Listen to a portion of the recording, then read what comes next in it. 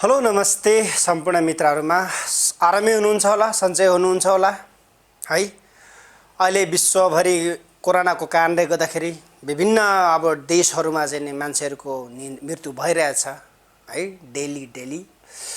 So हामीले ती काम गर्नुपर्छ कि तपाई नचाहिँदो अरूको रुममा जाने, अरूको घरमा जाने, बजारमा घुम्ने, अनि कता कता पार्टी खानु जाने, पार्टी खानु बोलाउने, यसो रक्सी तान्ने, यो कामहरु बिल्कुल बन्द गर्नु होला। किनभने मान्छेले जबसम्म यो रोग लाग्दैन तबसम्म मान्छेले सोचेको हुन्छ ए केही हुँदैन यस्तै हो चल्दै गर्छ भन्छ। घमण्डी मान्छेहरु प्रायः जस्तो त्यस्तो खालको हुन्छ। भन्दा भन्दै अस्ति एकजना साथीलाई लागेछ, त्यस्तै थियो त्यो मान्छे, के को लाग्छ मलाई यस्तो र उस्तो के को यस्तो मुला भन्थ्यो। चट्टा लागेपछि अहिले उ बरबर रुँदै भन्दैछ, हो यार तिमीले भनेको सही रहेछ, नचाहिँदा घुम्नु नहुने रहेछ, कता कता भिडभाडमा जान नहुने रहेछ, मार्केटमा नजान नहुने रहेछ, यो त आफ्नै रुममा मात्र बस्नु पर्दो रहेछ, कहीँ बिना पार्टी खानु पनि नजानु रहेछ भनेर भन्दैछ। यति काम गर्नु होला। बाँकी कुरा भगवानको खेल हो, भगवानले जे गर्छ त्यही नै हुन्छ हैन। धेरै टेन्सन लिनु पनि पर्दैन।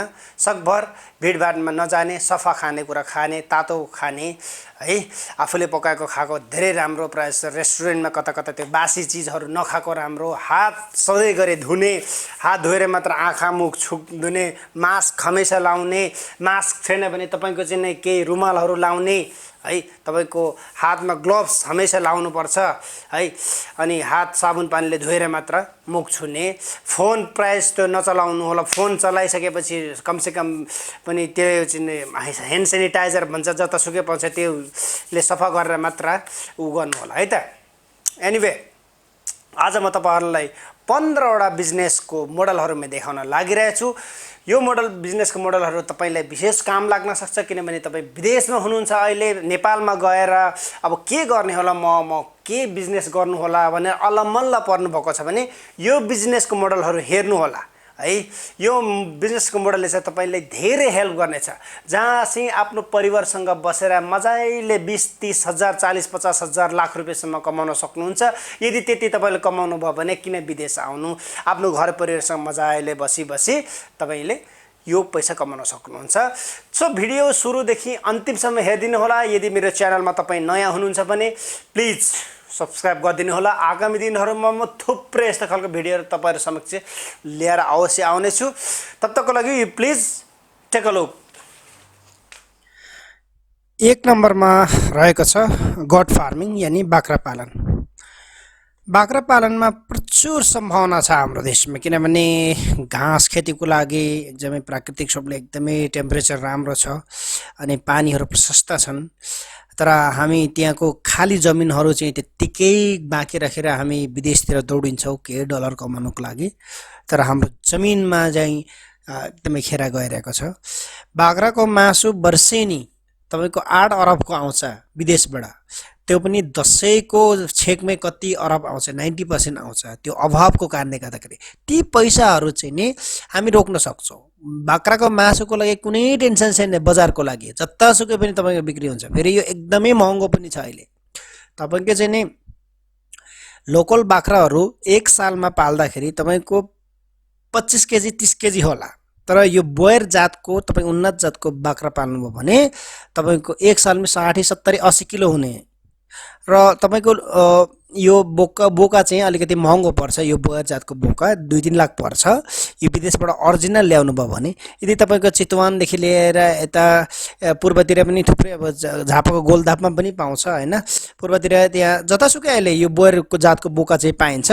तपाईले गाउँलेहरुसँग मिलेर किन्नुहोस् एउटा बोका र तपाईको लोकल जातको बाख्रासँग क्रस गराउनुहोस् र जमुनेपारीसँग क्रस गराउँदा पनि राम्रै हुन्छ हैन।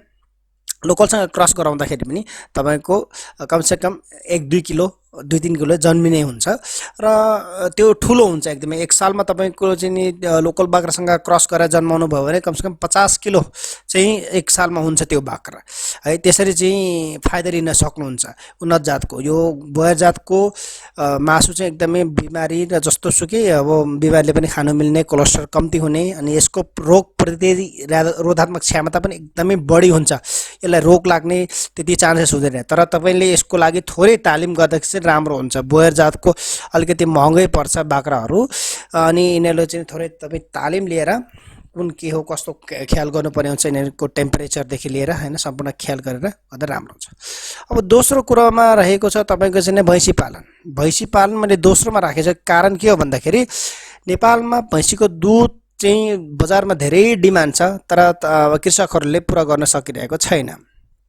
जसको कारणले गर्दाखेरि तपाईको यो भैँसीको दुध एक त स्वादिलो बाक्लो हुने एकदम स्वादिलो हुने पुष्टिमा पौष्टिक तत्व राम्रो भएको यो एउटा भैँसीको दुध हुन्छ हैन। अनि यसको लागि फेरि मासुको लागि पनि त्यत्तिकै राम्रो अपर्च्युनिटी भएको। यसको जस्तै तपाईको भैँसी चाहिँ अचानक चाहिँ नि केही अब यसले चाहिँ बच्चा पाउनै छोड्यो या यसले दुध दिनै छोड्यो भने यसले कुनै त्यस्तो डर हुँदैन। यसको मासुको लागि पनि त्यत्तिकै बजारमा चाहिँ तपाईले बिक्री गर्न सक्नुहुन्छ। भैँसीको मासुबाट तपाईको नै कोही बजारको व्यवस्था कुनै टेन्सनै हुँदैन। जसले पनि तपाईको यो बिक्री गरिदिन्छ र यसको दुध दही घिउ एकदमै राम्रो डिमान्ड छ। तपाईको कमसेकम 2टा देखि थाल्नुहोस् भैँसीको पालन। भैँसी 2टा तपाईले थाल्नुभयो भने एउटाले दिद हुन्छ र कमसेकम पनि तपाईको भैँसीले तपाईको दुध दिन्छ तपाईको 15 लिटर समथिङ दिन्छ। 15 लिटर तपाईको एउटा भैँसीले तपाईले 3-4 वटा 5 वटा पाल्नुभयो भने तपाईको चाहिँ नि मन्थली कमसेकम पनि हुन्छ तपाईको 60-70 हजार 5 वटा भैँसीले कमाउन सक्नुहुन्छ। तपाई परिवारसँग बसेर मजाले आफूले हैन मेहनत गरेर घाँस मजाले ल्याउनु भयो बेला मौकामा चाहिँ यसले चाहिँ दान दिनुभयो भने एकदमै राम्रो हुन्छ। भैँसी पालन पनि एकदमै राम्रो अपर्च्युनिटी छ नेपालमा। तपाई पनि थाल्नुहोस्। यसमा पनि धेरै अपर्च्युनिटी छ। यसमा धेरै रिस्की छैन।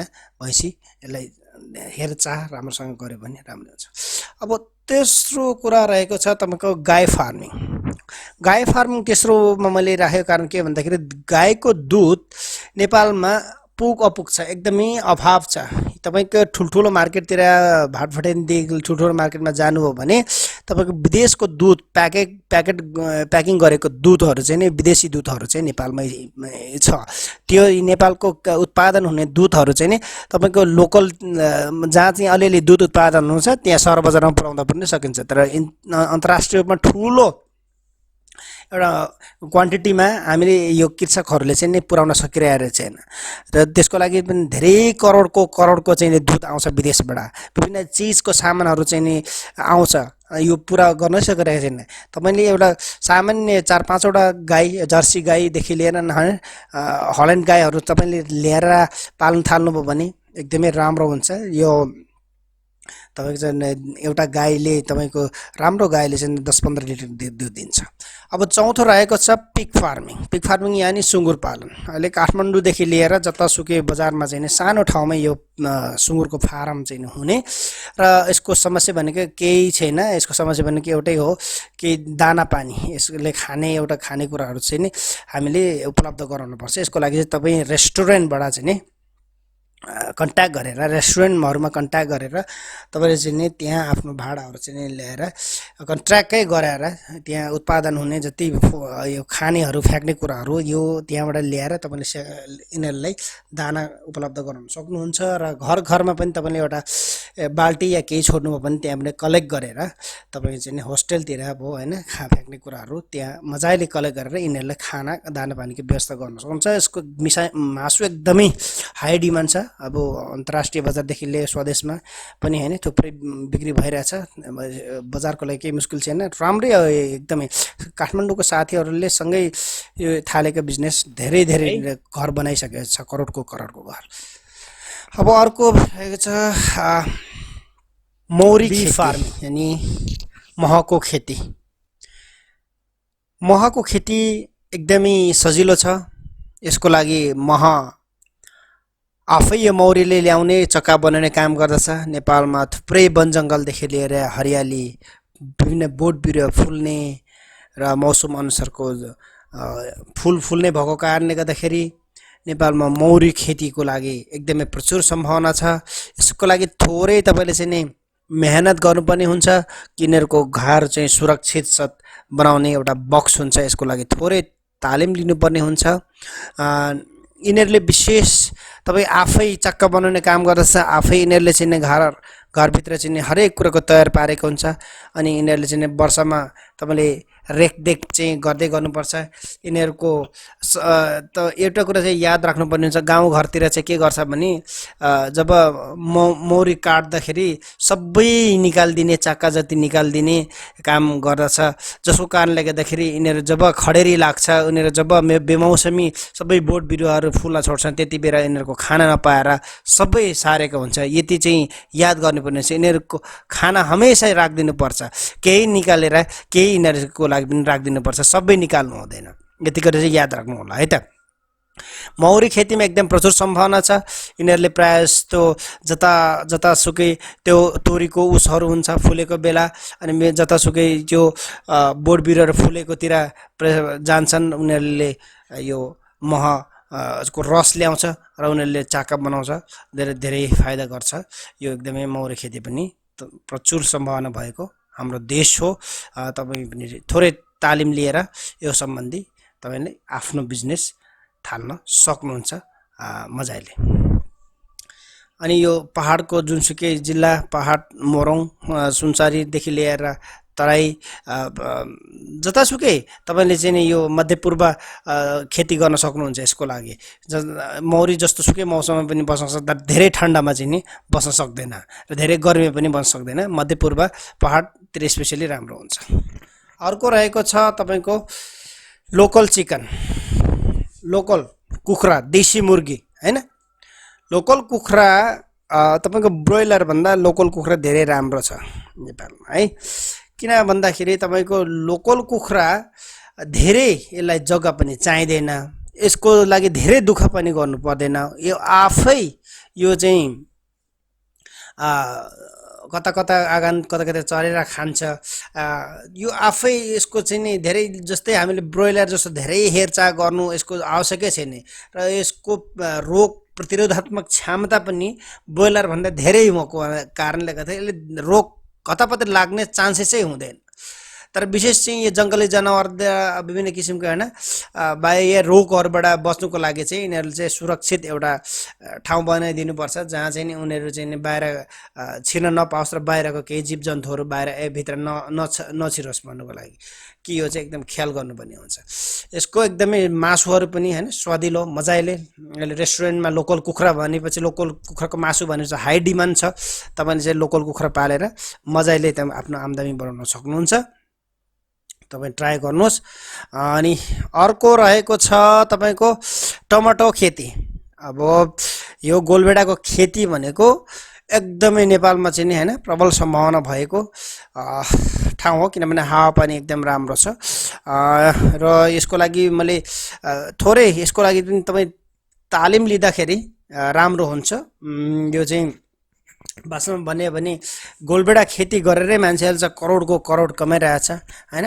तर उनीहरू चाहिँ धेरै मात्रामा धेरै एउटा जमिन भएर बिघाको बिघा खेती गरेर, तर तपाईँको सामान्य परिवार चलाउनुको लागि धेरै त्यो जरुरी छैन। तपाईँको कमसेकम पनि 5 कट्ठा 4 कट्ठामा तपाईँले टमाटर खेती गर्न सक्नुहुन्छ भने, त्यो मौसम अनुसारको खेती र तपाईँले चाहिँ टहरा लाउन सक्नुभयो भने तपाईँको परिवार 30-40 हजार 50 हजार महिनाको चाहिँ मजाले कमाएर बस्न सक्छ। यसको लागि थोरै हेरचाह गर्नुपर्ने हुन्छ, यसको लागि थोरै तालिम लिनुपर्ने हुन्छ। टमाटर खेती कसरी गरिन्छ भनेर, कुन मौसममा कस्तो कुन खेती गर्ने भनेर तालिम लिएर तपाईँ पनि सुरु गर्न सक्नुहुन्छ। मजाले तपाईँको परिवार 3-4 कट्ठामा 5 कट्ठामा टमाटर खेती गरेर तपाईँको परिवारसँग मजाले पाल्न सक्नुहुन्छ। किनभने बजारमा इन्डियाको टमाटरले भरिएको छ। त्यो इन्डियाको टमाटर रोक्न सक्छौँ र देशको आर्थिक स्थितिलाई पनि हामी सहयोग गर्न सक्छौँ टमाटर खेतीबाट। अर्को रहेको छ तपाईँको चाहिँ यसको लागि थोरै तपाईँले चाहिँ मेहनत चाहिँ गर्नुपर्ने हुन्छ। अब ओरेन्ज फार्मिङ यानि सुन्तलाको खेती। नेपालको पहाडको सुन्तला यति मिठो हुन्छ, तपाईँले जतिसुकै महँगो होस् तपाईँले किन्नुहुन्छ। तर नेपालको सुन्तला तपाईको केही महिनामै सकिन्छ। नेपालको डिमान्ड जुन एउटा खाने एउटा ग्राहकहरूलाई पुर्याउन सकिरहेकै छैन। थुप्रै सम्भावनाहरू छ नेपालमा। उहिले बाजे बोजूले रोपेको सुन्तलाहरू, बाउबाजेले रोपेको सुन्तलाहरू छन्, तिनीहरूको अहिलेसम्म हामीले थोरै खाइरहेको छौँ। कोही पनि अहिलेको सन्तानहरू त्यति चासो दिएको छैन, त्यत्तिकै त्यत्रो मौसम प्राकृतिक मौसमले सुन्तला खेती राम्रो हुँदाहुँदै पनि चासो दिएकै छैन। कसैले सुन्तला रोपेकै छैन। सुन्तला रोपेको 10 वर्षपछि मात्र यसले चाहिँ फल दिन्छ, त्यो थाहा छ। तर अहिले कसैले रोपिरहेको छैन, तराईतिर सबै झरिरहेको छ त्यत्तिकै बाँझो जमिन राखेर। त्यस कारणले गर्दाखेरि सुन्तलाको खेतीको लागि तपाईँले बिउ लगाइहाल्नुहोस्। अझै गएर कमसेकम तपाईँले 500 बोट जति हाल्नुभयो तपाईँको बारीमा भने भविष्यमा तपाईँको छोराछोरी तपाईँको चाहिँ नि सन्तानलाई एकदमै राम्रो हुन्छ। यसले धेरै हेरचाह पनि गर्नु पर्दैन। यसको थोरै मलजल गर्ने हो, एक सालमा एकचोटि हाल्दाखेरि काफी पुग्छ। आफै यसले चाहिँ प्राकृतिक स्वरूपले यसले एकदमै राम्रोसँग चाहिँ यसले फल दिन्छ। थोरै हेरचाह चाहिँ गर्नुपर्छ एक सालमा एकचोटि। बाँकी एकदमै सजिलो खेती हो सुन्तला।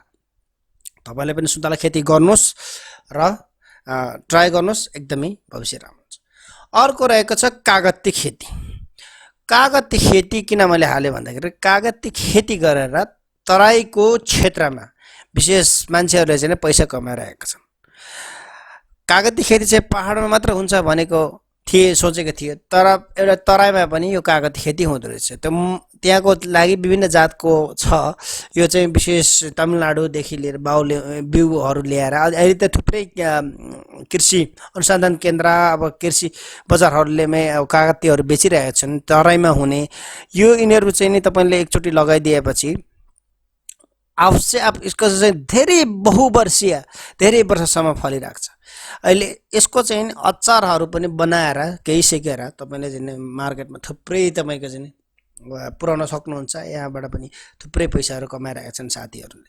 वर्षेनी एकजना कृषकले चाहिँ तपाईँको 1 बिघा जमिनमा कागती खेती गरेर तपाईँको चाहिँ वर्षेनी 17-18 लाखको चाहिँ पैसा कमाउँदैछ। यो चाहिँ नि अब तराईको हैन एउटा माझी भन्ने। यसको अचार बेचेर यसको चाहिँ नि तपाईँको धरानदेखि पूर्व काठमाडौँसम्म उसले चाहिँ सप्लाई गरिरहेको छ। एकदमै प्रचुर सम्भावना छ, किन होटलमा डेली युज हुन्छ कागती। एकदमै राम्रो अपर्च्युनिटी भएको हाम्रो देशमा। यो तपाईँले पनि ट्राई गर्नुहोस्, थोरै तपाईँ मेहनत गर्नुहोस्, अवश्य पनि तपाईँले मजाले फाइदा लिन सक्नुहुन्छ कागती खेतीबाट पनि। अर्को भनेको यो चाहिँ तराईकै हो यो कागती खेती। तपाईँले फोटो हेर्न सक्नुहुन्छ। अब एकदमै फाइदाजनक एउटा राम्रो एउटा विभिन्न किसिमको अचार विचारहरू हैन राम्रो छ। अब अर्को रहेको छ सब्जी खेती। तपाईँको परिवारमा सब्जी खेती गरेर पनि मजाले वर्षेनी 7-8 लाख कमाउन सक्नुहुन्छ। तपाईँको विभिन्न मौसम अनुसारको खेती गर्नुपर्ने छ। सब्जी खेतीमा चाहिँ थोरै मेहनत चाहिँ चाहिन्छ नै है। तपाईँको रायो सागदेखि लिएर तपाईँको कोपीहरूदेखि लिएर तपाईँको मौसम अनुसारको सब्जी लगाएर तपाईँको परिवार धेरै जमिन पनि हुनु पर्दैन। तपाईँको 5-6 कट्ठा छ भने पनि ती 5-6 कट्ठामा फलेको सब्जीले तपाईँको वर्षेनी तपाईँको केटाकेटीलाई पढाउनु, तपाईँको चाहिँ विभिन्न खर्चहरू मजाले हुन्छ। हामीले म्याक्सिमम रूपमा हाम्रो घर परिवारमा खर्च हुने भनेको सब्जीबाट। सब्जी तपाईँले खेती गर्नुपर्ने, सब्जी त्यो किन्नै परेन पहिलो कुरा।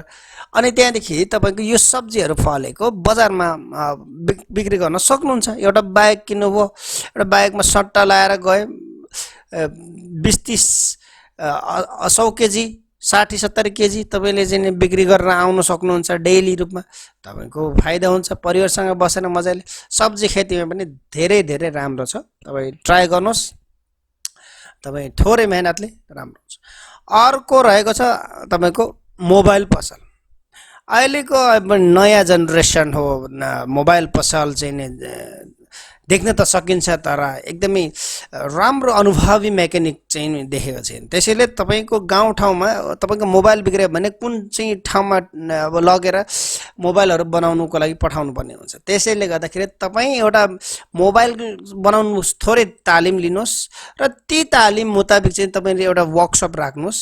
एकदमै चाहिँ यो राम्रो अपर्च्युनिटी भएको, तपाईँले पैसा तपाईँको गाउँको पैसा किन सहरमा पठाउने। तपाईँले सेकेन्ड ह्यान्ड मोबाइलहरू राख्नुहोस्, या तपाईँको केही नयाँ सेटहरू पनि थोरै पैसाको अलिक सस्तो खालको ल्याएर राख्नुहोस्। यो पनि बिक्री हुन्छ, तपाईँको मोबाइल बनाएर चाहिँ पैसा कमाउन सक्नुहुन्छ। साथसाथमा तपाईँसँग केही अनुभवी छ भने तपाईँको ल्यापटपहरू पनि बनाउन सक्नुहुन्छ। यसरी पैसा चाहिँ यसरी रोक्ने हो। तपाईँले सजिलै त्यहाँ एउटा साथीले मोबाइल पसल खोलेको र सानो वर्कसप खोलेर अहिले चाहिँ घर बिल्डिङ ठडाएर बसिरहेको छ। यो एकदमै राम्रो अपर्च्युनिटी भएको मोबाइल पसलबाट मान्छेले लाखौँको लाखौँ कमाइरहेको छन्। थोरै मेहनत चाहिँ गर्नुपर्ने छ कि तपाईँ त्यो पसलमा चाहिँ नि तपाईँको टाइमिङ चाहिँ नि फिक्स हुनुपर्ने हुन्छ। बिहानदेखि टक्क बेलुका 8-9 बजीसम्म, 8-10 बजीसम्म बसेर चाहिँ नि मेहनत गर्नुपर्ने हुन्छ। तपाईँको ग्राहकहरूलाई चाहिँ राम्रो सन्तुष्टि दिनुभयो भने अवश्य मोबाइल पसल एउटा रिपेयरिङ सेन्टर राखेर तपाईँले पैसा मजाले कमाउन सक्नुहुन्छ। त्यसको लागि थोरै तालिम लिनुहोस्। तपाईँ काठमाडौँमा या कहीँ उसमा अलिक अनुभवी ट्रेनरबाट तालिम लिनुहोस्। अवश्य तपाईँले चाहिँ नि पैसा धेरैभन्दा धेरै कमाएर टेक्निकल कुराहरू पनि तपाईँले हुन्छ। अब अर्को रहेको छ मोबाइल, अर्को रहेको छ बाइक वर्कसप है।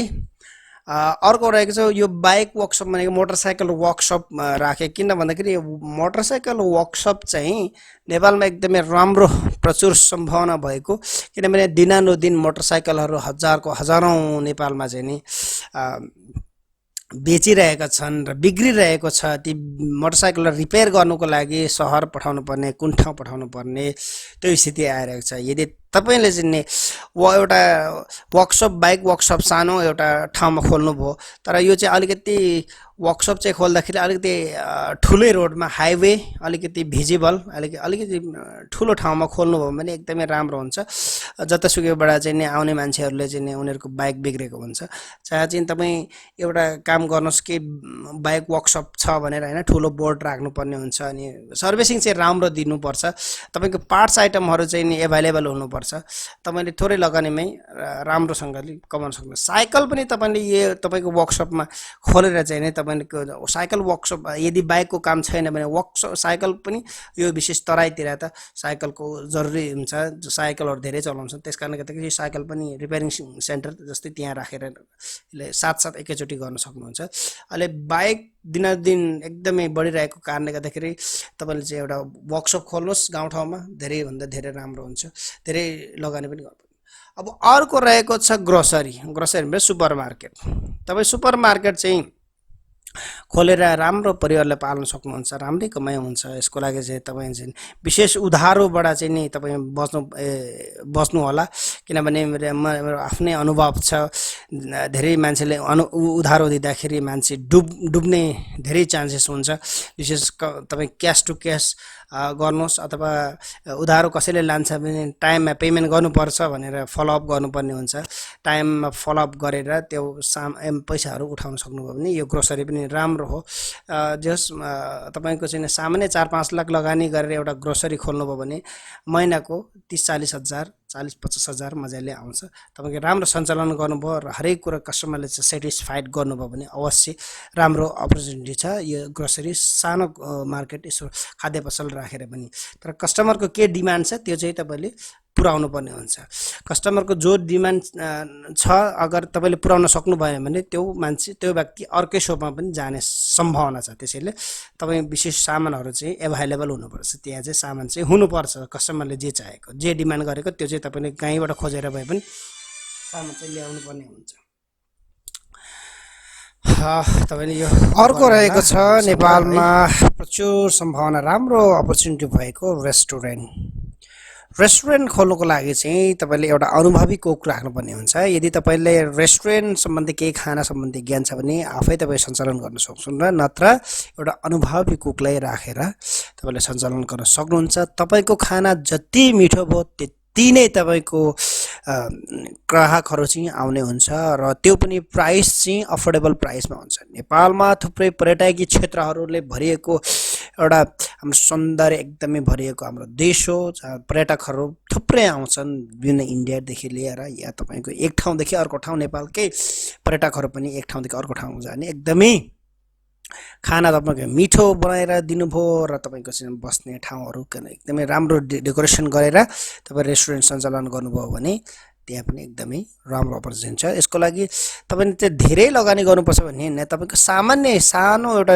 रेस्टुरेन्टदेखि थाल्नुहोस् र तपाईँको चाहिँ फाइदा हुँदै तपाईँको गएपछि तपाईँको ठुल्ठुलो डिजाइनहरू गर्दै एउटा राम्रो लोकेसनमा राख्ने हो। तपाईँको मोमोदेखि लिएर विभिन्न किसिमको चाउमिनहरू होइन, राम्रो राम्रो खानाहरू बनाएर हाल्नुहोस्, राम्रो हुन्छ। अब अर्को रहेको छ तपाईँ चाहिँ टेम्पो ड्राइभर है, टेम्पो चलाउने। टेम्पो कसरी चलाउन सकिन्छ भने टेम्पो भनेको एकदमै राम्रो अपर्च्युनिटी भएको होइन।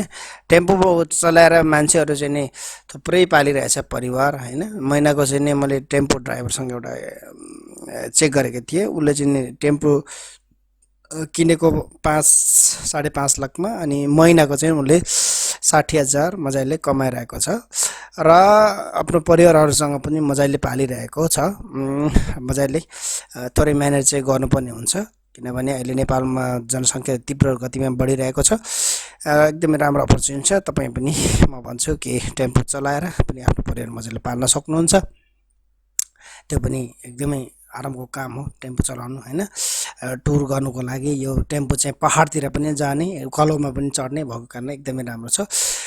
तपाईँको कस्तो लाग्यो मेरो टप 15 बिजनेसहरू? केही आफ्नो रायहरू यसो कमेन्ट गरिदिनु होला।